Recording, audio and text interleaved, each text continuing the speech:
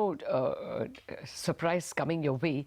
We won't tell you what in terms of technical advice, but before that, our colleague Ashpreet Sethi caught up with Sunjay Kapur, the CEO of Sona Group. Remember, they've just recently bought out the Japanese partner stake. She began by asking him exactly about that buyback of Mitsubishi's stake and the way forward for the company. We in 2008 bought the gear business of ThyssenKrupp, and ThyssenKrupp had earlier bought BLW, which is the real inventors of warm forged technology. So when we bought that, by virtue of doing that, we really became global players in the forged gear business, and we outgrew the dependence we had on Mitsubishi, and therefore we decided now to buy back Mitsubishi's share and own the entire stake ourselves. This will really allow us to invest in technology, in our own technology going forward.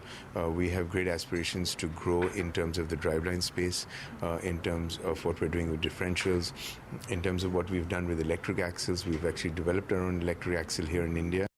And we've done that purely to showcase our ability to cater to the electric vehicle manufacturers when that shift happens within the automotive industry, and we see that happening sooner than later. We're also supplying to other electric manufacturers around the world. Again, those are differential parts. So we hope to increase our level of research and development in this field, in this area, and in this What is the amount involved, sir? So in terms of investments, we're looking at investing 300 to 400 crores over the next 3 to 4 years, and again this will be mostly in India to grow the Indian business, to see how we can grow the Indian market space or our manufacturing base here in India. Right, so you're talking about electrical that hasn't grown much in India. If you talk about it, even it's much less than even 1%. So how do you see that market growing in India? What are the challenges? So when we talk about, again, when I talk of markets, I talk about the global market, and that's really the advantage we have of owning our own technology. We're not limited to the Indian market space.